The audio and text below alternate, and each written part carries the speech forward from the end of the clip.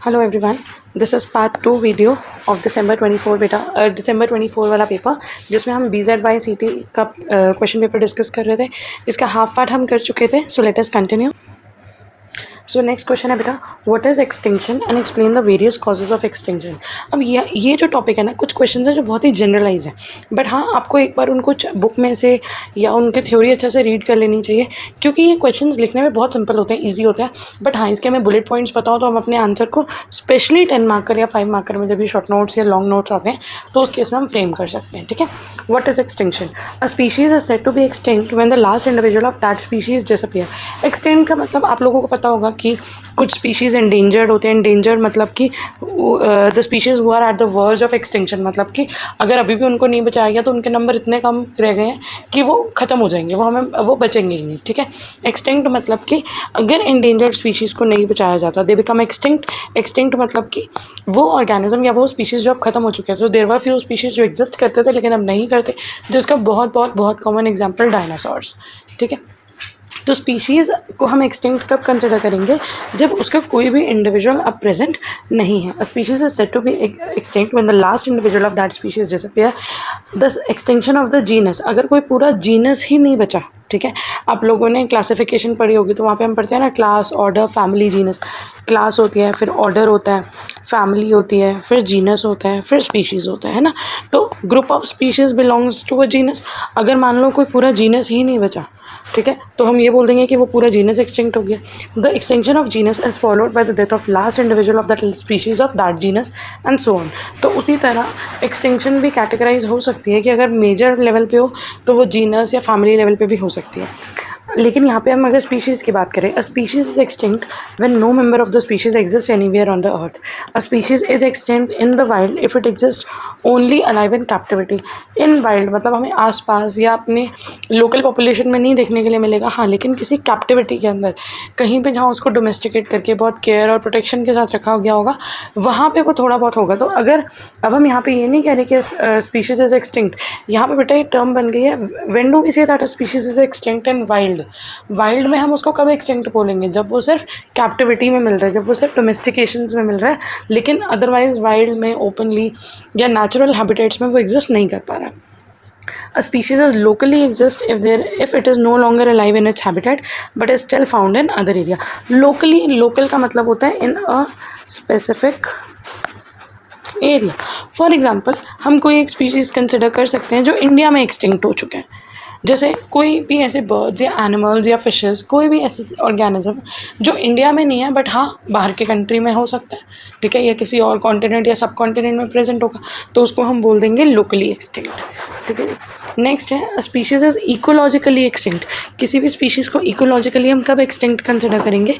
If it persist in very few number so that it affects on other species are negligible and unimportant. Ecological बेटा, ecology क्या होती है? Ecology में हम पढ़ते हैं इकोसिस्टम, जहाँ पे interaction between living organism, how they affect each other,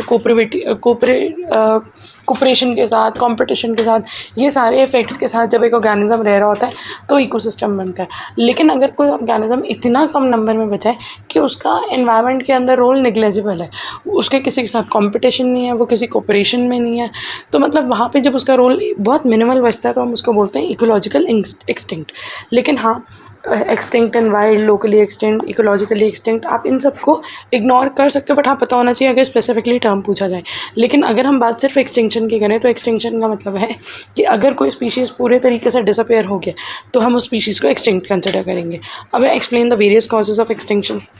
सबसे पहले जैसे हमने डार्विन्स पोस्टुलेट में पढ़ा था कि वहाँ पे ना आपको बुलेट पॉइंट्स पता होने चाहिए, यहाँ पे भी ना आपको बुलेट पॉइंट्स और सब हेडिंग्स पता होनी चाहिए। उसके बाद आप एक बार इनको रीड कर लोगे तो these are very simple point, आप इजीली आंसर फ्रेम कर सकते हो। ठीक है, तो हमारे पास जब हम बात करते हैं बेटा कॉजेज ऑफ एक्सटिंक्शन, तो एज मैंशनड हियर दो कॉजेज हैं, एक नेचुरल, एक ह्यूमन कॉजेज। नेचुरल कॉजेज में हमारे पास 1, 2, 3, 4, 5, 6 एंड 7 फैक्टर्स अवेलेबल हैं, और ह्यूमन कॉजेज़ के अंदर हमारे पास 3 फैक्टर्स। तो ओवरऑल पूरे हमारे पास 10 फैक्टर्स अवेलेबल हैं जिनको हम कंसिडर कर सकते हैं कि कॉजेज़ ऑफ एक्सटिंक्शन। तो अगर हम बात करें नेचुरल कॉज ऑफ एक्सटिंक्शन की, नेचुरल कॉज ऑफ एक्सटिंक्शन होता है बेटा स्प्रेड ऑफ इन्वेजिव स्पीशीज़। कोई एक बहुत ज़्यादा इन्वेजिव स्पीशीज़ है जो इन्वेड करने वाला, अटैक करने वाला, या कोई डेडली स्पीशीज़ है जो फैल गया जिसकी वजह से उसने एक पूरी स्पीशीज़ या एक पूरी स्पीशीज़ की पॉपुलेशन को ख़त्म कर दिया। फॉर एग्जाम्पल, एक सिंपल सा एग्जाम्पल, कोई एक बैक्टीरिया या कोई एक वायरस, तो कोई वायरल डिजीज़, कोई बैक्टीरियल या कोई ऐसा डिजीज़ फैला जिसने एक पूरी पॉपुलेशन को वाइप आउट कर दिया, पूरे स्पीशीज़ को वाइप आउट कर दिया, तो वो हो गया spread of invasive species. Disease या एपिडेमिक, कोई बीमारी फैली और उस बीमारी की वजह से हुआ, क्लाइमेट चेंज की वजह से। कैटास्ट्रॉफ मतलब कि कोई नेचुरल कैलामिटी, कोई फ्लड, कोई ड्रॉट या अर्थक्वेक। एक्सटर्मिनेशन मतलब कि हम किसी वजह से उस पूरी पॉपुलेशन को हटा दिया गया। लॉस ऑफ फूड सोर्स, ये सबसे कॉमन एग्जांपल है। अगर कोई एक ऐसा ऑर्गेनिज्म या ऐसा स्पीशीज़ है जिसके पास खाने के लिए कुछ नहीं बचा, तो due to starvation a point will come when that organism won't able to survive. या फिर अगर हमारे इकोसिस्टम में इम्बैलेंस है तो, ठीक है। अगर हम बात करें अब ह्यूमन कॉजेज़ क्या होते हैं एक्सटिंक्शन के, ह्यूमन के ऐसे क्या एक्टिविटीज़ हैं जिसकी वजह से एनिमल्स या प्लांट्स या कोई भी स्पीशीज़ एक्सटिंक्ट हो रहा है। ओवर एक्सप्लॉयटेशन, हम नेचर को ओवर एक्सप्लॉयट करते हैं अपने यूज़ के लिए, पोल्यूशन कॉज कर रहे हैं, और हम अपनी बिल्डिंग, सिटी, सिविलाइजेशंस बनाने के लिए नेचुरल हैबिटेट को ख़त्म करते जा रहे हैं और कम करते जा रहे हैं, ठीक है। तो एक बार इनको क्विक रीडिंग देते हैं। सबसे पहले अगर हम बात करें क्लाइमेट चेंज की, climate change is cause by number of thing and it affect on the extinction is very big. क्योंकि क्लाइमेट चेंज का एक बहुत सिंपल सी चीज़ हमें पता है कि क्या हो रहा है, अब ग्लोबल वार्मिंग हो रही है, ठीक है। क्योंकि पॉपुलेशन बढ़ रही है, पॉपुलेशन की वजह से CO2 बढ़ रहा है, और भी ग्रीन हाउस गैसेज जो हैं वो इंक्रीज़ हो रही हैं, which are eventually leading to global warming. और क्लाइमेट चेंज का इम्पैक्ट कोई छोटा मोटा नहीं होता, it is a very big thing, क्योंकि अब ये धीरे धीरे करके प्रोग्रेसिवली बहुत ज़्यादा बढ़ रहा है। Some time periodic natural climate changes that occur too rapidly resulted in the death of certain organism that have not able to move और अडैप्ट। नॉर्मली क्या होता है, जो बर्ड्स हैं, जो एनिमल्स हैं, वो माइग्रेट करते हैं, कुछ एनिमल्स होते हैं वो हाइबरनेट करते हैं, ठीक है। या कुछ एनिमल्स में एक प्रोसेस होता है एस्टिवेशन, समर स्लीप, या हाइबरनेशन हम बोलते हैं विंटर स्लीप। मतलब कि वो अलग अलग मैकेनिज्म यूज़ कर रहे हैं अडाप्ट करने के लिए चेंजिंग एनवायरनमेंट को। लेकिन कभी कभी किसी जगह पे मान लो जो इन्वायरमेंट है वो सडन चेंज हुआ, ये इतनी सडन चेंज हुआ कि ऑर्गेनिजम्स जो थे they won't able to adapt, उनको अडाप्ट करने का टाइम ही नहीं मिला। उस केसेस में huge species extinction occurred in the last ice age, और ऐसा एग्जाम्पल हमें कब देखने के लिए मिला था, आइस एज में, ठीक है। Also the extreme warming made the environment intolerable to cold adapted creatures. अब जैसे जैसे हमने ग्लोबल वार्मिंग की बात करी, क्योंकि वार्मिंग बढ़ रही है, जो अर्थ का ओवरऑल टेम्परेचर है वो बढ़ता जा रहा है, तो इसकी वजह से जो कोल्ड रीजन से अडैप्टेड एनिमल्स होते हैं उनका सर्वाइवल धीरे धीरे डिफिकल्ट हो रहा है, और अगर वो इस चेंजिंग एटमॉस्फेयर के साथ अडैप्ट नहीं कर पाएंगे तो फिर वो भी एक्सटिंक्ट या इंडेंजर हो सकते हैं। Great lines were lost in the deep past as a result of sudden increase in methane. Methane बेटा एक ग्रीन हाउस गैस है, तो मिथेन का भी नंबर बढ़ रहा है जिसकी वजह से ग्लोबल वार्मिंग बढ़ रही है। And today we are in the midst of another great extinction. This one is due in part of sudden increase in CO2 and in part of toxins introduce by human industry. आपने अगर previous papers पढ़े हो तो previous paper में as far as I remember तो हमारे पास major जो 5 extinction या 6 एक्सटिंक्शन हैं, जो mass extinction, major mass extinction है, वो हम सारी पढ़ चुके हैं और वो क्वेश्चन पूछा जा चुका है। लेकिन उसके अलावा भी एक क्वेश्चन था कि अब हम कंसिडर कर रहे हैं कि ये जो एरा चल रहा है, this era is also one of the era which will lead to another mass extinction. ये भी एक एरा ऐसा है जो कहाँ पे जाके एंड होगा, एक मास एक्सटिंक्शन पे एंड होगा। क्यों? क्योंकि ग्लोबल वार्मिंग बढ़ती जा रही है, टेम्परेचर बढ़ता जा रहा है, पूरा इकोसिस्टम इम्बैलेंस हो रहा है, CO2 बढ़ रहा है, मिथेन बढ़ रहा है और बहुत सारे टॉक्सिन्स जो है वो बढ़ रहे हैं। The change in sea level, global warming बढ़ रही है, ओशंस का लेवल, सी लेवल बढ़ता जा रहा है क्योंकि ग्लेशियर्स मेल्ट हो रहे हैं। And currents are result in part of the melting fresh water. The currents on which the marine life depend was formed when the denser saltier water sink. Small rise in the ocean floor can displace a lot of water onto the already occupied land. अगर ocean के ऊपर पानी बढ़ता है, क्योंकि glaciers melt होंगे, वो पानी कहाँ जाएगा, ओशन में जाएगा। अगर वो पानी बढ़ता है, वहाँ पे थोड़ा सा भी पानी बढ़ता है, तो बेटा वो पानी डिस्प्लेस होकर और वाटर सोर्सेज या लैंड पे आ जाता है। Therefore, spreading and rising of ocean floor also affects sea level. The gases from volcanic activities absorbed by water can change chemical composition and hence make it unsuitable for some life form. तो climate change में अगर हम बात करें, हम in short ये बोल सकते हैं कि नेचुरल क्लाइमेट चेंज हो रहा है तो वो एक एडवर्स इफेक्ट हो सकता है। अगर ऑर्गेनिज्म अडैप्ट नहीं करेंगे तो वो सर्वाइव नहीं करेंगे, जिसकी वजह से वो एक्सटिंक्ट हो जाएंगे। और जिस हिसाब से ग्लोबल वार्मिंग बढ़ रही है, ग्लोबल वार्मिंग क्यों बढ़ रही है? क्योंकि मिथेन बढ़ रहा है, CO2 बढ़ रहा है, टॉक्सिन्स बढ़ रहे हैं। It will lead to another great extinction. For example, जैसे ग्लेशियर्स मेल्ट हो रहे हैं, ओशन लेवल बढ़ रहा है, सी लेवल बढ़ रहे हैं, तो धीरे धीरे करके जो एक्वेटिक ऑर्गेनिज्म है उनकी लाइफ डिफिकल्ट होती जा रही है। नेक्स्ट है कैटास्ट्रॉफी। कैटास्ट्रॉफी मतलब कि जो नेचुरल डिजास्टर्स होते हैं, all sorts of catastrophic events can cause extinction in the earth history. At times atmosphere has been made so toxic and hot due to massive volcanic eruption that many organism were not able to survive. तो history के पास के अंदर हम देख चुके हैं volcanic eruptions की वजह से ऐसे टॉक्सिन्स और गर्म जो सब्सटेंसेस हैं, टॉक्सिन गैसेज रिलीज होती हैं कि उसकी वजह से ऑर्गेनिजम्स सर्वाइव नहीं कर पाते। The great meteor that struck 65 million years ago destroyed the impact site completely at that time. It is well known that the meteor impact on the Yucatan Peninsula in Mexico caused the disappearance of dinosaurs 65 million years ago. तो ये जो meteor struck था, it lead to the extinction of dinosaur. Hypothesis says that too much exposure to cosmic radiation can cause gene mutation. अगर हम जितनी ज़्यादा radiations के exposure में आएंगे उतना ज़्यादा जीन्स के अंदर म्यूटेशन आएंगे, और जीन्स के अंदर म्यूटेशन मतलब जीन के अंदर कोई ना कोई चेंजेस आ रहे हैं, और ज़रूरी तो नहीं है कि ये चेंजेस गुड हो। अगर ये म्यूटेशंस बैड है, ये एडवर्स इफेक्ट कॉज करेंगी, तब भी वो जो स्पीशीज़ है वो वाइप आउट हो जाएगा। ठीक है, but it is extremely difficult to avoid these radiation as they are sourced from space and sun. Supernova remnants are one source of cosmic radiation. Next हमारा bullet point आ जाता है loss of food source. Massive disasters like fire, flood may lead to food starvation of organism. और जो organism जिसको food नहीं मिल रहा, जिसके पास energy नहीं है, वो adapt नहीं कर सकता, move नहीं कर सकता, क्योंकि nourishment नहीं है, वो तो basic body activities ही नहीं होती, तो over energetic activities जो होती हैं वो नहीं हो पाएंगी। Organism that are incapable of moving or changing their food habits or lack adequate nourishment are supposed to become extinct. अब अगर food starvation हो रही है, मतलब कोई एक टाइप का फूड खत्म हो रहा है, तो एनिमल्स को कुछ ना कुछ चेंज करके किसी दूसरी फूड सोर्स के ऊपर डिपेंड होने की ज़रूरत है, so that they should not die of starvation. Mass starvation is the quick and one-way route to extinction, especially since hunger-weakened populations are much more prone to disease. क्योंकि अगर जो population अगर वो जल्दी अडाप्ट नहीं करेंगे, अडाप्टेशन में ज़्यादा टाइम लगाएंगे, तो जितने ज़्यादा वो हंग्री हैं उतने ज़्यादा बेटा वो न्यूट्रिशन डिप्राइव्ड है, उतने ज़्यादा वो लो एनर्जी में है, और इन दोनों ही कंडीशंस की वजह से they are more prone to diseases. और जब वो डिजीज़ेस के मोर प्रोन है तो उनकी बॉडी में एनर्जी है ही नहीं कि वो इजीली उनकी इम्यूनिटी स्ट्रॉन्ग हो या इन डिजीज़ेस से वो फाइट ऑफ करें। ठीक है, an effect on the food chain can be disastrous. Next है डिजीज़ या epidemic. Due to climate change certain species become more susceptible to diseases and epidemics which can lead to eventual extinction. Many type of disease like fungi, virus, bacteria spread and kill faster than the antibodies and defence can attack. कभी कभी कई disease की वजह से इतनी जल्दी effect होता है कि नॉर्मली क्या होगा बेटा, हमारी जो इम्यूनिटी होती है, आपने इम्यूनोलॉजी अगर पढ़ा हुआ है तो हमने उसके अंदर ये चीज़ पढ़ी हुई है कि जब भी हमारी बॉडी के अंदर कोई ऑर्गेनिज्म या कोई माइक्रोब एंटर करेगा तो हमारी बॉडी उसके अगेंस्ट फाइट करेगी। सिंपल सी चीज़ है, बॉडी क्या बनाएगी, वैसे तो बहुत सारी चीज़ें बनाती है, बट एक सिंपल जो हमने बहुत कॉमन सुना हुआ है, बॉडी बनाएगी एंटीबॉडीज़। लेकिन it is a time consuming process. ऐसा नहीं है कि आज हमारी बॉडी के अंदर कोई माइक्रोब या बैक्टीरिया एंटर हुआ और 1 घंटे में बॉडी ने एंटीबॉडी बना दी। No, it is a time consuming process.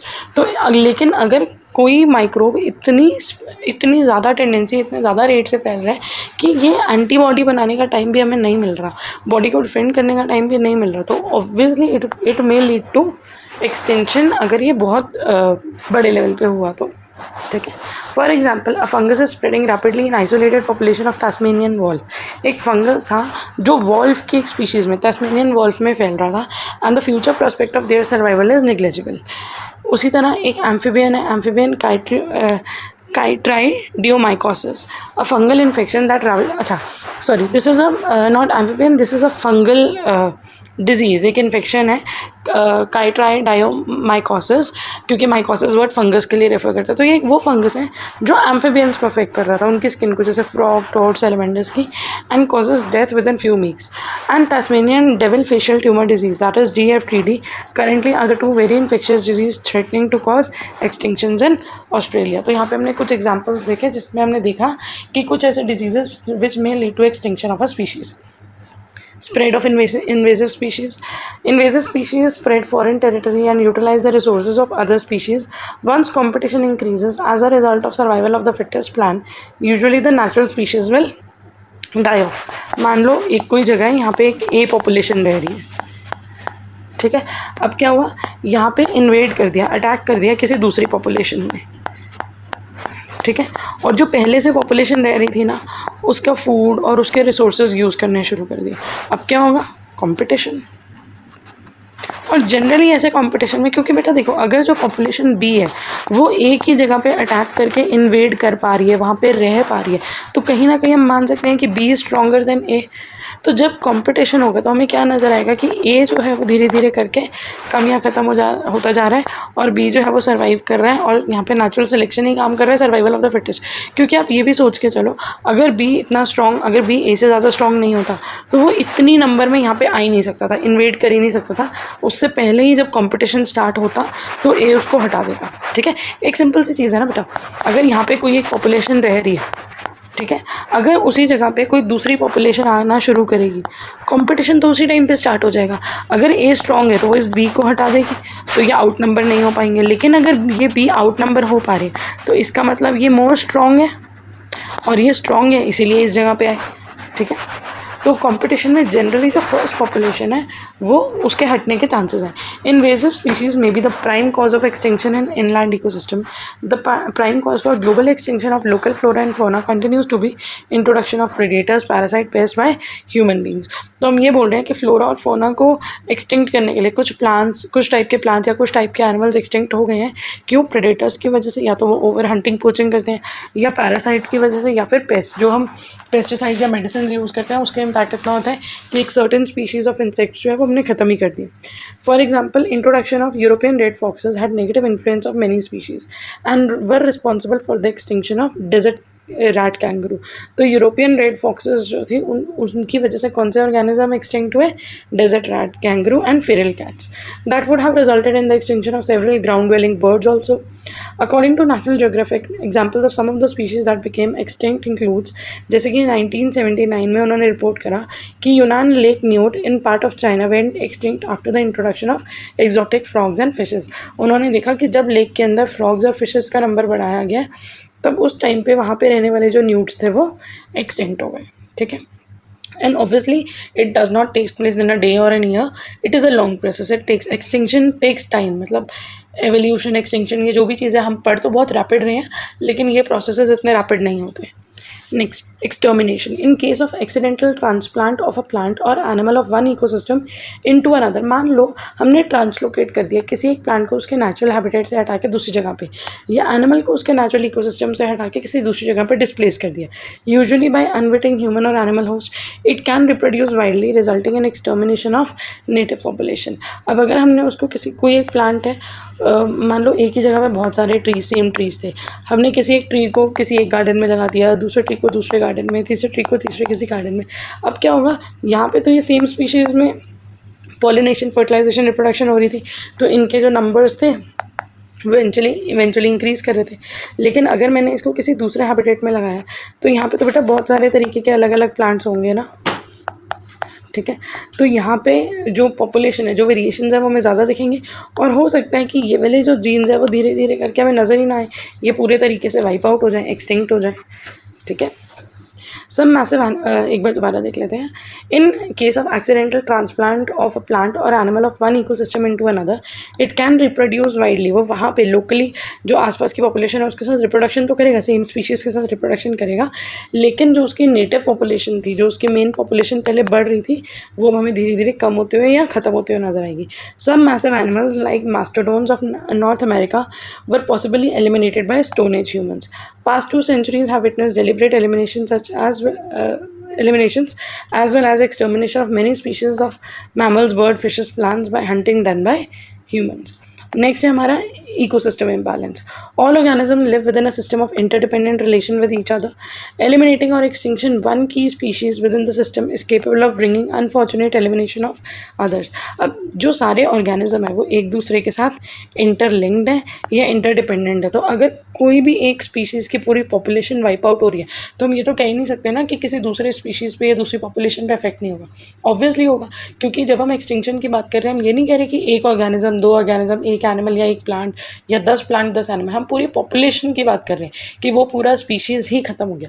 तो ऑब्वियसली उस पर डिपेंडेंट जो भी ऑर्गेनिजम्स थे या वो जिन पे डिपेंडेंट था उन दोनों पे इफेक्ट पड़ेगा। तो ये सारी चीज़ें will definitely lead to ecosystem imbalance. For example, elimination of top predators such as shark can cause disturbance in the ecological balance and leading to loss of one or more species within their specific ecosystem। एक simple सी चीज़ है, मान लो अगर top predator है shark, shark feed कर रही है small fishes पे या दूसरे एक्वेटिक ऑर्गेनिजम्स पे, ठीक है, फॉर एग्जांपल।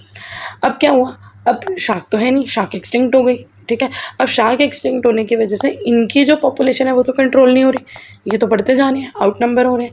जब ये बढ़ रहे हैं तो इनके बढ़ने के साथ बेटा कॉम्पिटिशन भी तो बढ़ रहा है, क्योंकि competition for, because now they are increasing more in number, तो स्पेस कम हो रहा है, रिसोर्सेज कम हो रहे हैं, फूड कम हो रहा है, ये सारी चीज़ें धीरे धीरे करके इनके लिए कम होती जा रही है। It will lead to competition, और competition will eventually lead to survival of the fittest, या हम बोल सकते हैं जो अनफिट है उसको पॉपुलेशन उसकी ख़त्म हो जाएगी, ठीक है। तो ये सारे हमारे थे नेचुरल कॉजेज़। अब अगर हम बात कर लेते हैं ह्यूमन कॉजेज़ ऑफ एक्सटिंक्शन की, सब ह्यूमन कॉजेज़ में तो 3 ही हैं, over exploitation, pollution and loss of natural habitat. Over exploitation और unsustainable hunting and harvesting causes mortality at high rate. अगर हम बहुत ज़्यादा एक्सप्लॉइट कर रहे हैं अपने रिसोर्सेज को, ठीक है, ये बहुत ज़्यादा हंटिंग कर रहे हैं, तो धीरे धीरे क्या होगा, मोर्टालिटी रेट जो है वो बढ़ने लग जाएगा, and the population become severely reduce in number. In fact their population can drop to an extent from which they can not be recovered. The pattern of over exploitation of plants and animal in many cases are very similar. For example, like the ivory of elephant, the fur and organs of tiger, the deliciousness of tuna, and supposedly the medicinal effect of shark fins clearly tell why we have hunted animal to the point of extinction। तो अब हमने, क्योंकि हमें पता नहीं होता, हमें knowledge नहीं, हम सोचते हैं हंटिंग या तो लोग सिर्फ लेजर के लिए करते हैं एज अ हॉबी, या फिर फूड के लिए कर रहे हैं, या फिर बिजनेस है। लेकिन क्यों है, ज़रूरत क्या है एक्सटिंक्शन की? जिन एनिमल्स को एक्सटिंक्ट करा जा रहा है, पोच करा जा रहा है, कुछ तो ज़रूरत होगी, इसीलिए तो करा जा रहा है। हर किसी की तो हॉबी नहीं होगी, तो क्यों करा जा रहा है? आइवरी का यूज़ होता था बहुत सारे ऑर्नामेंट्स और ऑस्पिशियस चीज़ें बनाने के लिए, उसके अलावा फर और ऑर्गन्स को भी बैग्स और बहुत सारी चीज़ें बनाने के लिए, टूना खाने के लिए यूज़ होती है, शार्क के फिर मेडिसिन। तो ये सारी चीज़ें, ये जो सारी डिमांड्स हैं, this compel us to hunt these animals, और इतना ज़्यादा हंट करा कि there is no benchmark, no line drawn, तो they lead to their extinction. According to the report of WWF, 23% of the extinctions are solely caused by over hunting. Over consumption and killing of many animals by humans for economic gains is a reason of forced extinction. तो अब economic gain, हम अपने business के लिए या अपने money के लिए हम उनको ओवर एक्सटिंक्ट करा, जिसकी वजह से, मतलब ओवर हंट करा या ओवर एक्सप्लॉइट करा, जिसकी वजह से they become extinct. In early times, overhunting had caused extinction of giant lemurs, elephant birds in Madagascar, Miss Waldron's red colobus monkey in Ghana, mouse in New Zealand, and giant kangaroos in Australia. ठीक है, since the 18th century, most of the world's baleen whale species and several toothed whales have threatened with extinction due to commercial whaling for the purpose of meat and oil. Next आ जाते हैं pollution पे। Pollution is increasingly becoming an important factor in the detriment of wild life and biodiversity. मतलब कि pollution की वजह से we are exploiting, we are destroying the wild life and the biodiversity, जैसे कि pesticide, cleaning agent, drug, carbon emission and other chemical use by humans. ये सारा कहीं ना कहीं तो फूड वेब में एंटर हो रहा है, कहीं ना कहीं हमारे इकोसिस्टम में ये घुस रहे हैं। When unnatural chemicals get introduce into air, soil and sea, contamination cause to these interfere with the metabolism of plants and metabolism of animals and these are intolerable. अब ये सोचो कि ये जो अननेचुरल केमिकल की हम बात कर रहे हैं, ये एंटर हो कैसे रहे हैं हमारे इकोसिस्टम में या हमारी फूड चेन में। इसका एक बहुत बहुत बहुत सिंपल सा एग्जांपल है पेस्टिसाइड। शायद आप लोगों ने पढ़ा भी होगा, एक प्रोसेस जिसको हम बोलते हैं बायोमैग्निफिकेशन, ठीक है। अब इसमें क्या हो रहा है, जो भी पेस्टिसाइड्स हैं वो किसके ऊपर स्प्रे करे जा रहे हैं, क्रॉप के ऊपर। ये पेस्टिसाइड क्रॉप के अंदर एंटर होंगे थ्रू सॉइल और स्प्रे। अब वो क्रॉप इवेंचुअली हमें क्या दे रही है, वो तो हमें फूड सोर्स दे रही है ना, कोई फ्रूट, कोई वेजिटेबल, कोई ग्रेन, कोई सीरियल प्रोवाइड कर रही है। तो ये जब ये फूड हम कंज्यूम कर रहे हैं एनिमल्स, उसी टाइम पे बेटा ये एंटर हो गया हमारी फूड चेन में। और ज़रूरी तो नहीं है ये फूड सिर्फ ह्यूमंस कंज्यूम कर रहे हो, ये फूड कोई मंकी या कोई और एनिमल या कोई बर्ड या चिकन, कोई भी कंज्यूम कर रहा है, और उसको कंज्यूम करने वाला जो ऑर्गेनिज्म है, जब वो इनको कंज्यूम कर रहा है तो इवेंचुअली ये फूड चेन के अंदर एंटर हो रहा है, हमारे इकोसिस्टम के अंदर एंटर हो रहा है, और इकोसिस्टम के अंदर एंटर होने के साथ साथ ही उसमें बढ़ते जा रहा है, ठीक है। कार्बन, तो when unnatural chemical get introduced into air, soil and sea, contamination caused due to this, ये हमारे मेटाबॉलिज्म को अफेक्ट करते हैं और ये हमारे लिए इंटॉलरेबल है। Carbon monoxide, sulphur dioxide, nitrogen oxides, ये जो है हमारे मेन यहाँ पोल्यूटेंट्स है जो कि केमिकल इंडस्ट्रीज या फैक्ट्रीज से रिलीज हो रहे हैं। वाटर और सॉइल पोल्यूटेंट्स क्या होते हैं, मेनली हैवी मेटल जैसे कि mercury, cadmium, lead and pesticides. All these factors work in alliance with each other, causing the extinction of at a very high pace. क्योंकि ये अगर वाटर बॉडी के अंदर एंटर हो रहे हैं तो एक्वेटिक ऑर्गेनिज्म सर्वाइव नहीं कर पाएंगे, पाएंगे। अगर ये एयर के अंदर एंटर हो रहे हैं तो वहाँ पे जो एरियल ऑर्गेनिजम्स है वो सर्वाइव नहीं कर पाएंगे। Example, the ball tiger is a common example of the species that became endangered due to the use of pesticide like DDT. This led to discovery of bioaccumulation and biomagnification, which is a steady increase in concentration of contaminant with increasing level of food chain. अब ये चीज़ मानो जैसे भी मैंने बताया कि DDT food chain के अंदर एंटर हो रहा है या पेस्टिसाइड फूड चेन के अंदर एंटर हो रहा है, धीरे धीरे करके विद इंक्रीजिंग ट्रोफिक लेवल बढ़ता जाएगा। जैसे प्लांट्स के अंदर जितना है उससे ज़्यादा ही होगा हर्बीवोर्स के अंदर, हर्बीवोर्स के अंदर जितना पेस्टिसाइड है उससे ज़्यादा ही होगा कार्निवोर्स के अंदर, ठीक है। तो ये धीरे धीरे करके ग्रेजुअली इंक्रीज़ हो रहा है। DDT इज़ नॉट मेटाबोलाइज, ये हमारी बॉडी में ब्रेक नहीं हो सकता, तो ये हमारी बॉडी के अंदर धीरे धीरे करके अक्यूमुलेट हो रहा है। And since it is not excreted, carnivore accumulate most of the DDT that are present in all of the prey organism.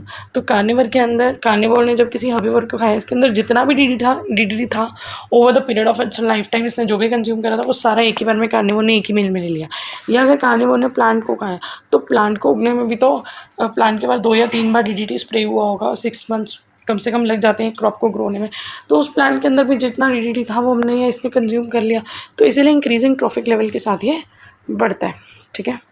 DDT interfere with calcium deposition in eggshell, causing them to be thin, fragile and often crushed by the parents in the nest. तो ये DDT का एक आधा effect है, ऐसे बहुत सारे effect हो सकते हैं। नेक्स्ट पोल्यूशन का ही नेक्स्ट पार्ट है acid deposition in the is the falling of acid. अब उसके अलावा एसिड रेन, एसिड रेन कैसे हो रही है हमारे एटमॉस्फेयर के अंदर, SO2, NO2, CO2 ये सारी गैसेस प्रेजेंट है। जब बारिश होगी ये पानी के कांटेक्ट में आएंगे और पानी के कांटेक्ट के आने की वजह से ये पानी को एसिडिक बना देंगे, ठीक है। तो जहाँ पे इन गैसेस का नंबर ज़्यादा होगा, कहाँ पे ज़्यादा होगा, जहाँ पे केमिकल इंडस्ट्रीज़ है, जहाँ पे ये एफिलेंट्स रिलीज़ हो रहे हैं, जहाँ अगर वहाँ पे इनका नंबर बहुत ज़्यादा है तो ये एसिड ज़्यादा बनेगा, ठीक है। And that will be known as acid rain. Acid deposition is the falling of acid and acid forming compounds from atmosphere to earth surface. Acid deposition include acid rain, acid snow, acid smog and other acidic material. उसी तरह burning of fossil fuel, जब हम fossil fuel को burn करते हैं, coal petroleum वगैरह को burn करते हैं, तब भी nitrogen oxide, sulphur oxide release होती हैं, ठीक है। जब ये वाटर के साथ कंबाइन करती है तो बनाती है nitric acid, sulphuric acid which leads to acid rain. Acid rain जब फॉल होगी तो वो सॉइल पे भी गिरेगी, मिट्टी में, पानी में भी गिरेगी। जिस सॉइल पे गिरेगी उस सॉइल को ख़राब करेगी, वो उसके न्यूट्रिएंट्स के साथ मिक्स हो जाएंगी, including calcium and potassium, rendering them unavailable to plant life. It is lethal to micro organisms, hence preventing decomposition from returning nutrient. अगर माइक्रो ऑर्गेनिजम्स मतलब कि माइक्रोब्स या जो हम बोलते हैं डिकम्पोजर्स, ये बेटा हमारे इकोसिस्टम में हमारे लिए बहुत इंपॉर्टेंट रोल प्ले कर रहे हैं। अब ये जो एसिड रेन है अगर इसको अफेक्ट करेगी, इन डिकम्पोजर्स को किल कर देगी, तो वो जो रिसाइकलिंग हो रही थी ना उसको हम हैम्पर कर रहे हैं, वो पूरे तरीके से बंद हो जाएगी।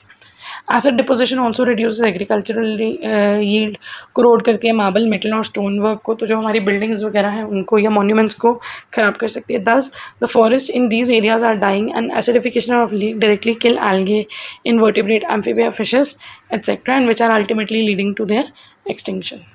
लास्ट पॉइंट हमारा ह्यूमन एक्टिविटीज़ में है loss of habitat. Climate change and natural disaster can destroy habitat.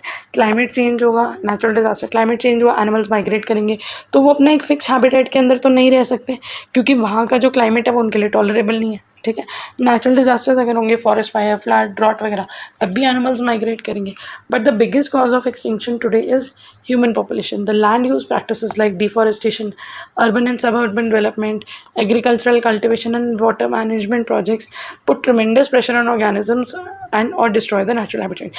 एक तो हमने कहा कि नेचुरल, देखो ये तो नेचुरल एक्टिविटीज़ है ना, क्लाइमेट चेंज और नेचुरल डिजास्टर, इसको तो हम हाँ कुछ हद तक ट्राई कर सकते हैं कि क्लाइमेट को प्रोटेक्ट करके रखें, एनवायरनमेंट को प्रोटेक्ट करें या नेचुरल डिजास्टर्स को थोड़ा सा कंट्रोल करने की कोशिश करें, ठीक है। लेकिन अल्टीमेटली पूरा तो नहीं कर सकते, ये तो नेचुरल है। लेकिन जो ह्यूमन एक्टिविटी है जिसकी वजह से लॉस ऑफ हैबिटेट हो रहा है वो यही सिविलाइजेशन। हम फॉरेस्ट काटते जा रहे हैं, वहाँ पे सिटीज़ बना रहे हैं, फैक्ट्रीज़ बना रहे हैं, इंडस्ट्रीज़ बना रहे हैं, डैम्स बना रहे हैं, ये सारी चीज़ें बना के वहाँ से नेचुरल फ्लोरा और फौना को डिस्प्लेस कर रहे हैं, ठीक है। It is opined that we will lose all our rainforests in the coming 100 years if we are incapable of ceasing deforestation. ये माना जाता है कि अगर हमने डिफॉरेस्टेशन जिस एक्सटेंट से कर रहे हैं इसको लिमिट नहीं करा तो नेक्स्ट सेंचुरी के अंदर हमारे जो रेन फॉरेस्ट है वो पूरे तरीके से ख़त्म हो जाएंगे. 3 million hectares of forest have been either destroyed completely और कन्वर्टेड. उसके अलावा are coral reefs are also under threat. Coral reef बेटा एक बहुत इंपॉर्टेंट पार्ट होता है हमारे इकोसिस्टम का. These are home to around 25% of marine animals and unfortunately 27% of the coral reef have been destroyed till date. तो अगर हमने ये ओवर एक्सप्लॉयटेशन को ख़त्म नहीं करा या कंट्रोल नहीं करा या इसके लिए सस्टेनेबल प्रैक्टिसेस नहीं लगाई तो we can not think one way कि ठीक है हम अपने आसपास के नेचर को सारी चीज़ों को एक्सप्लॉयट कर देंगे just to make our self comfortable. No, क्योंकि अगर ये रेन फॉरेस्ट है, क्योंकि बेटा ये नेचुरल साइकिल है. फॉरेस्ट क्या कर रहे हैं, forest eventually bring us rain. तो हम इस वाटर साइकिल को ख़राब कर रहे हैं ना. फॉरेस्ट खत्म होंगे, रेन खत्म होगी, पानी खत्म होगा, तो वाटर लॉस या वाटर स्कैर्सिटी क्या हमारे लिए नॉर्मल है? क्या हम इसको मैनेज कर सकते हैं? नहीं कर सकते. तो इसीलिए हम कहते हैं इकोसिस्टम में कि all the things are inter related to each other. Living factor हो या नॉन लिविंग हो, वो एक दूसरे पे डिपेंडेंट है और एक दूसरे के साथ इंटरलिंक्ड है. ठीक है, तो अगेन आई एम रिपीटिंग, ये क्वेश्चन बहुत ही ज़्यादा जनरलाइज है, but yes the more you will read about it तो उतना ज़्यादा आप अपने आंसर को लेंदी कर सकते हैं. नेक्स्ट क्वेश्चन है शॉर्ट नोट और any two of the following. Bottleneck effect, analogous organs और एलोपैथिक स्पेसिएशन. पहले बात करते हैं बॉटलनेक इफेक्ट की.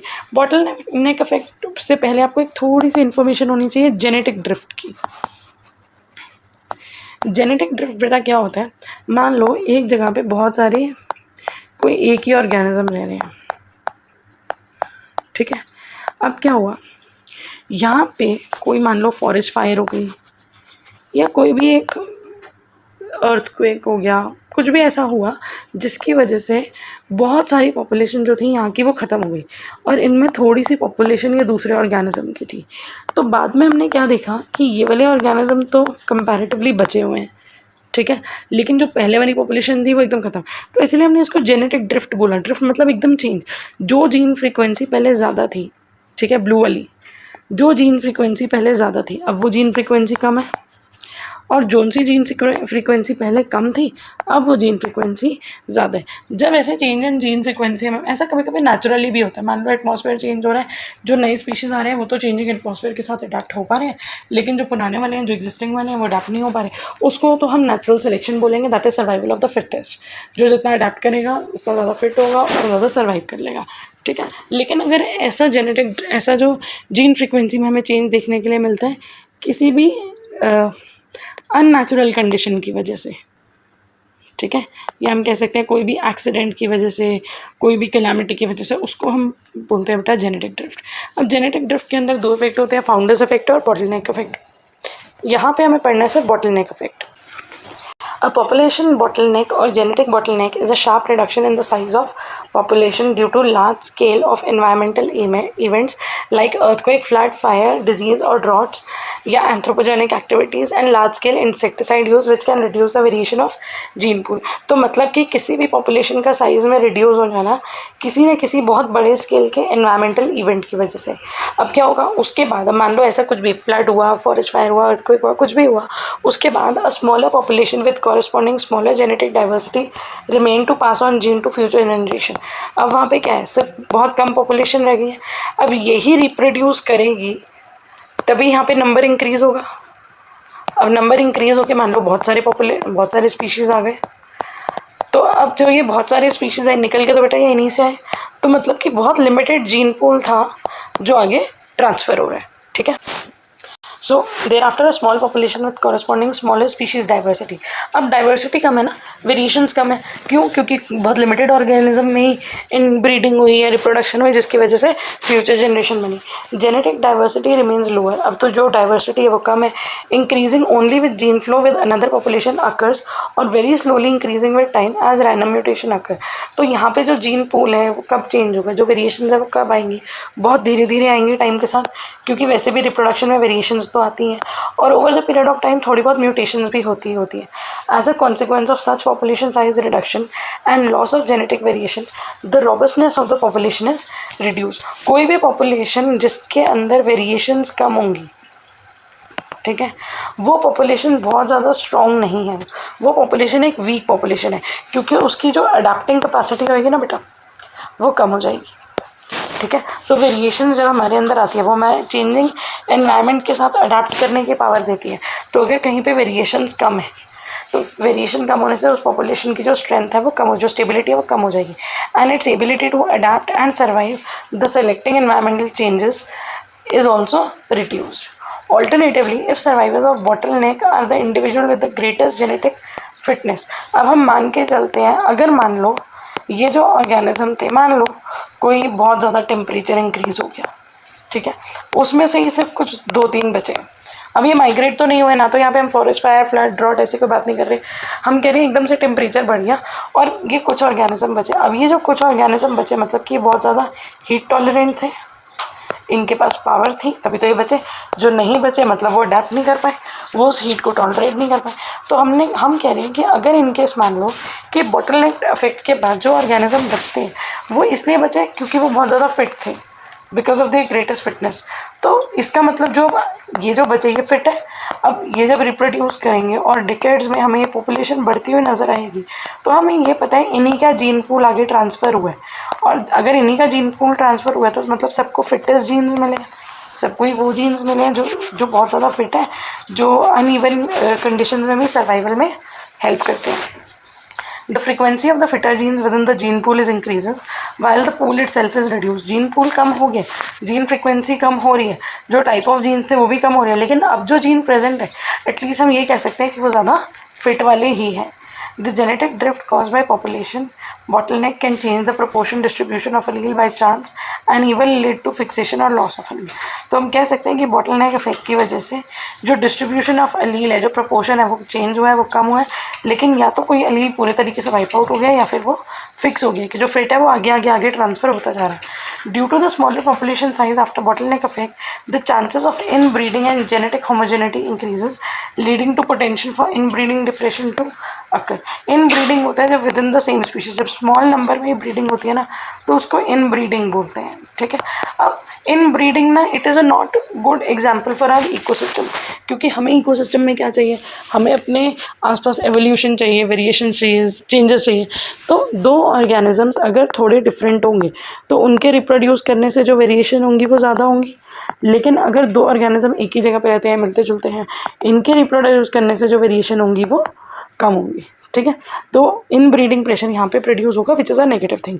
Smaller population size can also cause deleterious mutations to accumulate, यहाँ पे म्यूटेशंस भी जो होंगी वो बहुत ज़्यादा एक्यूमुलेट होंगी। तो ये है हमारा बॉटलनेक इफेक्ट, जिसमें हमने देखा किसी पॉपुलेशन का साइज़ ऐसे था और मान लो ये एक कोई टाइम था जहाँ पे कुछ ऐसा हुआ जिसके बाद बहुत सारा मास एक्सटिंक्शन हुई, ठीक है, या मास डिस्ट्रक्शन हुई, जिसकी वजह से पॉपुलेशन का नंबर बहुत कम आ गया। सिर्फ कुछ ही पॉपुलेशन थी, कुछ ही स्पीशीज़ थे जो बचे। अब वो जो इतने सारे में से सिर्फ इतने ही बच गया है उसको बॉटलनेक इसलिए, अगर हम एक बॉटल बना के देखें तो हम ये कह सकते हैं ना बहुत सारे थे लेकिन यहाँ से तो थोड़े से ही निकलेंगे, ठीक है। तो ये एक जगह है जहाँ से सिर्फ कुछ ही स्पीशीज़ इसको पार करके आगे आ पा रही है और बाद में इन्हीं का नंबर बढ़ रहा है। तो धीरे धीरे करके रिकवरी होगी, पॉपुलेशन बढ़ेगी, लेकिन बॉटलनेक इफेक्ट का मतलब यही हुआ कि किसी भी नेचुरल या अननेचुरल कंडीशंस में या कैलामिटी में सिर्फ बहुत सारे ऑर्गेनिज्म नहीं सर्वाइव कर पाए, सिर्फ कुछ ही करे, तो वहाँ पर जो पॉपुलेशन नंबर है वो रिड्यूस हो जाता है। Bottleneck effect, a form of genetic death, describes a significant reduction in population size resulting in loss of genetic diversity. Population size कम हो रहा है, डाइवर्सिटी भी कम हो रही है। The reduction can be cause by various factors, जैसे कि नेचुरल डिजास्टर, ओवर हंटिंग, या ये भी हो सकता है कि हमने किसी पॉपुलेशन को सैंपल करा तो हमारा सैंपल साइज स्मॉल था, इसकी वजह से पॉपुलेशन रिडक्शन हो रही है, लॉस ऑफ जेनेटिक वेरिएशन हो रहा है, इन ब्रीडिंग प्रेशर बढ़ रहा है। Example, cheetah are well known example of species that has likely experience multiple bottleneck of events leading to very low level of genetic diversity, जिसकी वजह से ये मोर वल्नरेबल है एनवायरमेंटल चेंजेस और डिजीजेस के। नेक्स्ट आ जाता है analogous organs.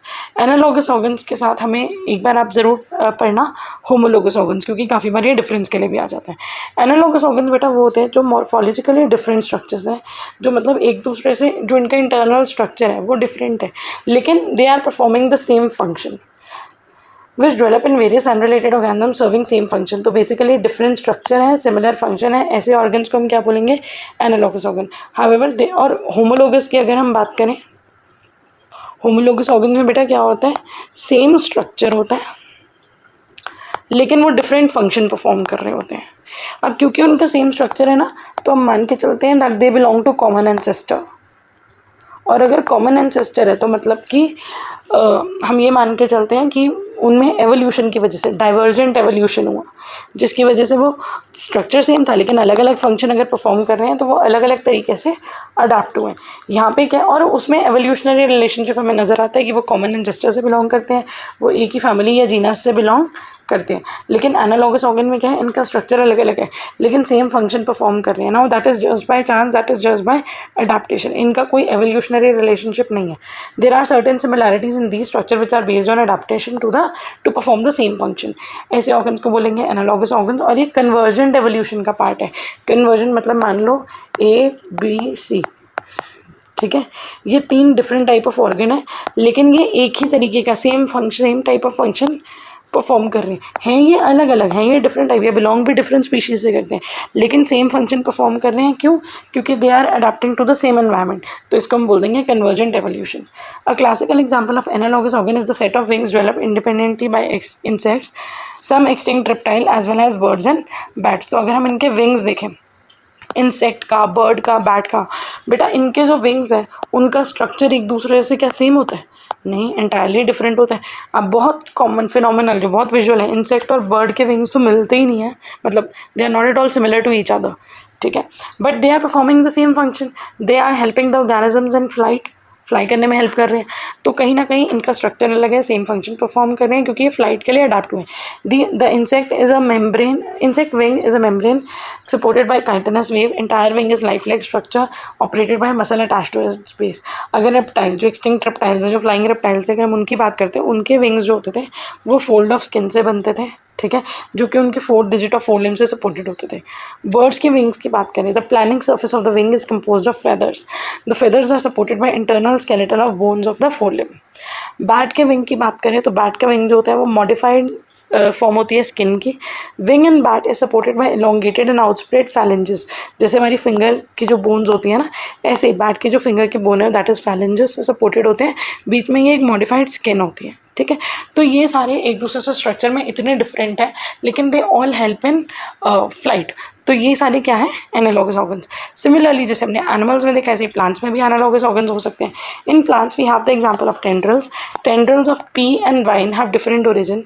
The former is modified leaf and the latter is modified stem. जो पी की जो टेंड्रिल होती है वो एक मॉडिफाइड लीफ है। जो वाइन्स हैं, जो वाइन प्लांट होते हैं, उनकी जो टेंड्रिल्स हैं वो मॉडिफाइड स्टेम है। लेकिन वो एक दूसरे से दिखती बिल्कुल सेम है, लेकिन अब आप सोचो लीफ और स्टेम एक दूसरे से इंटायरली डिफरेंट है, ठीक है, उनका स्ट्रक्चर डिफरेंट है, उनकी कॉम्पोजिशन, उनका जो सेल्स हैं, जो फंक्शंस हैं वो कम्प्लीटली अलग है, लेकिन दिखने में सेम है, फंक्शन सेम परफॉर्म कर रही हैं, प्लांट को वो एक ही तरीके से इंसर्कल कर रही हैं। So these are basically analogous organs, ठीक है। यहाँ पे आपको डायग्राम दिखाया हुआ है इंसेक्ट का, बैट का, बर्ड के विंग्स, कि कैसे ये एक दूसरे से स्ट्रक्चर में इतने ज़्यादा डिफरेंट होते हैं but they are performing the same function. और क्यों? Just because of convergent evolution, ठीक है। नेक्स्ट है हमारे पास एलोपेट्रिक स्पेसिएशन।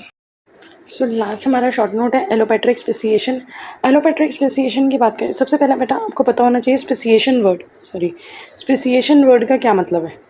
स्पेसिएशन वर्ड का मतलब होता है origin of new species. Origin of new species, नए स्पीशीज़ का बनना। मतलब अब नए स्पीशीज़ कैसे बनेंगे? जो भी ऑर्गेनिजम्स रिप्रोड्यूस करते हैं, तो रिप्रोड्यूस में क्या होता है? वेरिएशंस होती हैं। धीरे धीरे करके एक पॉइंट आएगा, एक ए जनरेशन थी उसकी बनी, बी, सी, देन डी, डी के ऑफस्प्रिंग ई, फिर एफ, ऐसे करते करते करते करते मान लो लेट्स से जेड, ए और जेड के अंदर इतने ज़्यादा वेरिएशंस आ गए, इतने ज़्यादा वेरिएशंस, क्योंकि हर जनरेशन में वेरिएशंस आ रहे हैं, ठीक है। तो इतने ज़्यादा वेरिएशंस आ गए कि अब ये पॉपुलेशन से बिल्कुल अलग है। ये स्पीशीज़ थे कम्प्लीटली डिफरेंट है, and we are not talking about completely different in terms of their habit, their lifestyle, their technology. नहीं, यहाँ पे हम ये सब बात नहीं कर रहे। हम कह रहे हैं कम्प्लीटली डिफरेंट, मतलब इनके जीन्स एक दूसरे से कम्प्लीटली डिफरेंट वे में अडाप्ट और इवॉल्व हो चुके हैं। नाउ अगर इस टाइप के ऑर्गेनिजम्स एक दूसरे के साथ रिप्रोड्यूस करना भी चाहें, still they are incapable of reproducing with one another. तो हम जब बात करते हैं ना न्यू स्पीशीज़ की, A and B are 2 different type of species, तो उसका मतलब यही होता है कि ये 2 स्पीशीज़ डिफरेंट है, मतलब कि they can not reproduce with one another to produce offspring. इनके गेमीट्स एक दूसरे के साथ वायबल नहीं है, ऑफस्प्रिंग प्रोड्यूस नहीं हो सकते। तो स्पेसिएशन का मतलब यही है कि over the period of time इतने ज़्यादा वेरिएशन आ जाना, इतने ज़्यादा चेंजेस आ जाना कि वो जो ऑर्गेनिज्म है वो एक दूसरे से इतने कम्प्लीटली इवॉल्व हुए हैं कि वो अब अलग स्पीशीज़ हैं, न्यू डिफरेंट स्पीशीज़ हैं। अब हम बात करते हैं एलोपेट्रिक स्पेसिएशन की। बट एक चीज़ मैं आपको बोलूँगी, बुक के अंदर से एलोपेट्रिक के साथ साथ एक होती है सिम्पेट्रिक स्पेसिएशन, ठीक है, वो ज़रूर पढ़ लेना। आई गेस वो शायद किसी प्रीवियस पेपर में रिपीटेड भी है, बट अदरवाइज पढ़ लेना। Allopatric speciation is the evolution of species caused by geographical isolation. अब यहाँ पे जो स्पीशीज़ इवॉल्व हुए हैं वो किस वजह से हुए हैं? ज्योग्राफिकल आइसोलेशन की वजह से, मतलब जोग्राफी की वजह से, मतलब रीजन की वजह से। कि मान लो वो एक ही जगह थी जहाँ पे बहुत सारी पॉपुलेशन रहती थी, लेकिन बीच में कोई एक ऐसा बैरियर आ गया जिससे ये पॉपुलेशन और ये पॉपुलेशन अब एक दूसरे से अलग अलग हो गई। No over decades and centuries के बाद क्या होगा, हम देखेंगे कि ये अलग तरीके से इवॉल्व हो रही है, इसमें अलग वेरिएशंस आ रही हैं, उसी में नेचुरल सिलेक्शन भी हो रहा है, जेनेटिक ड्रिफ्ट भी बीच में आ रहा है, क्योंकि ओवर डिकेड्स और सेंचुरीज़ में कभी ना कभी तो जेनेटिक ड्रिफ्ट भी आएगा। नेचुरल सिलेक्शन तो एक कंटिन्यूस प्रोसेस से चलता रहेगा, प्लस वेरिएशंस हो रही है, म्यूटेशंस, तो मतलब कि बहुत सारे चेंजेस आते जा रहे हैं और एक्यूमुलेट होते जा रहे हैं। तो after a period of time ये दोनों जो पॉपुलेशन है ये एक दूसरे से इतनी डिफरेंट हो गई that now they are two different type of species. तो इस टाइप की स्पेसिएशन को, जो ज्योग्राफिकल बैरियर की वजह से आती है, उसको हम बोल देते हैं allopatric speciation. Of two or more population of same species in isolated geographical area is known as allopatric speciation. Speciation एक gradual process है, slow process है, जिसमें isolated population, जो दो अलग अलग population हैं, वो एक दूसरे से completely different way में evolve होंगी। A species is itself defined as the population that can interbreed. Species का मतलब होता है वो population जो आपस में interbreed कर सकती है।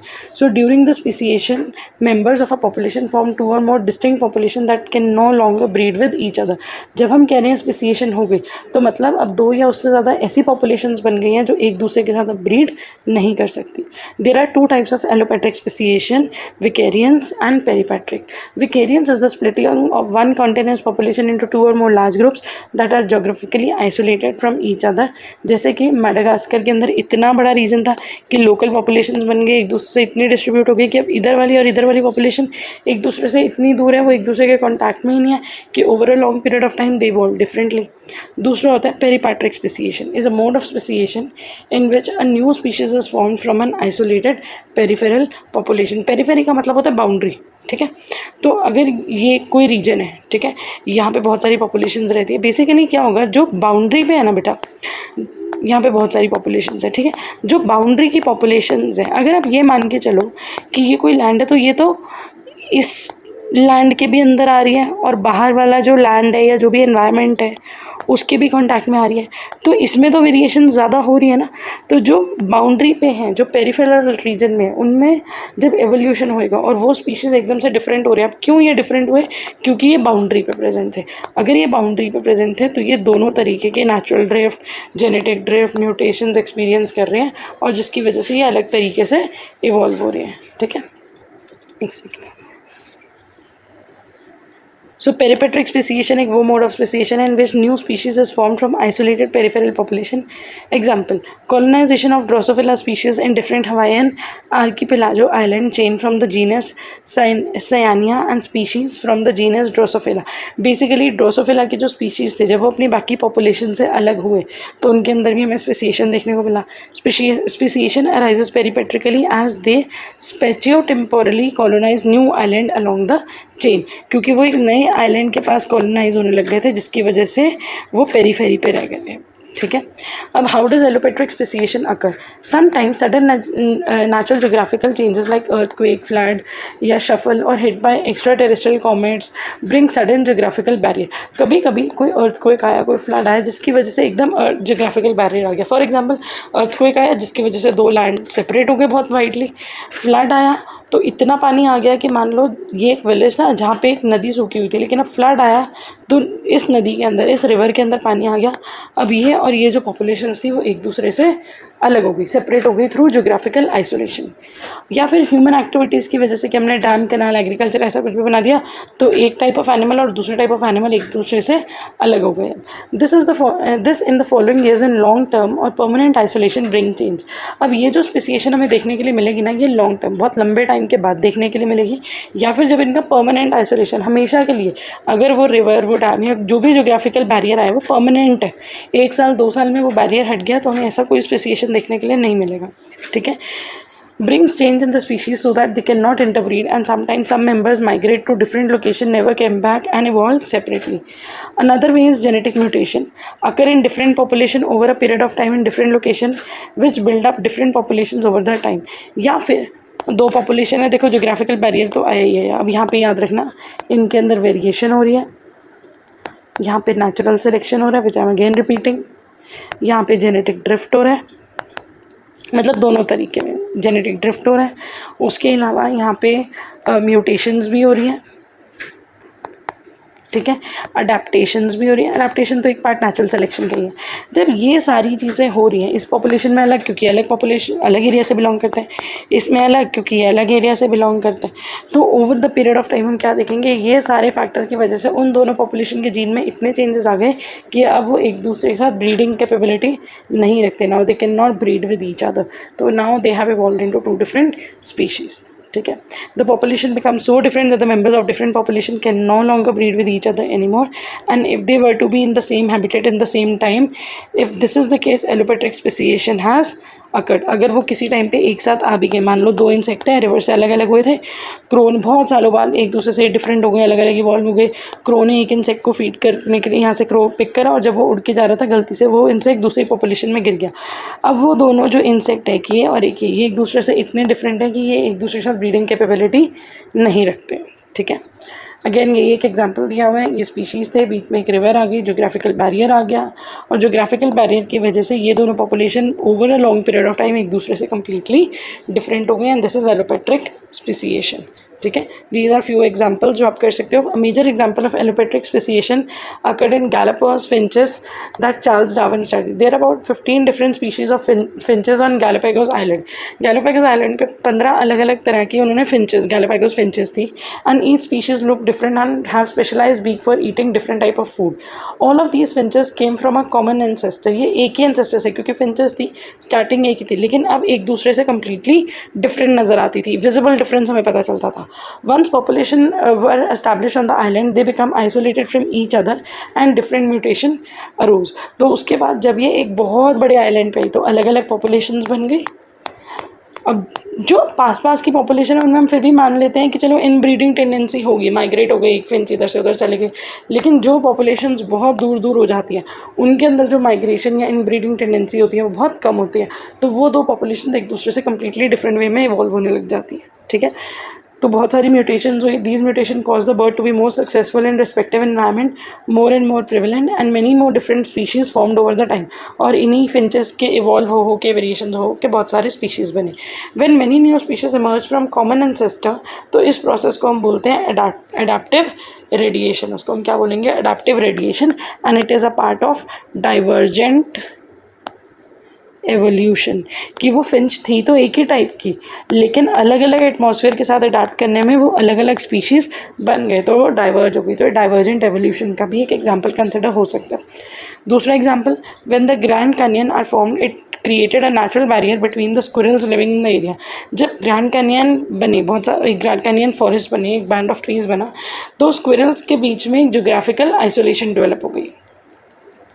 एक सेकेंड, ठीक है, it created a natural barrier between squirrels living in that area. About 10,000 years ago, the squirrel population was separated from each other by this geographical change and could no longer live on the same area. Over thousands of years, the divided squirrel population become 2 different species. तो thousands of years के बाद हमने देखा कि उनमें speciation हुई है। Kaibab squirrels live on the north rim of Canyon, have a small range, while Albert squirrel live on the south rim and live in much larger range. Member of these 2 species have a similar size, shape, diet, and with a slight color difference, but they are no longer in contact with each other and become so different during their separation that now they are 2 different species. ठीक है जी. So this was about speciation and specifically about allopatric speciation which occurred mainly due to geographical barrier. ठीक है जी. With this we are done with the part 2 of paper. Thank you for watching. All the best for your exam and keep studying. Thank you.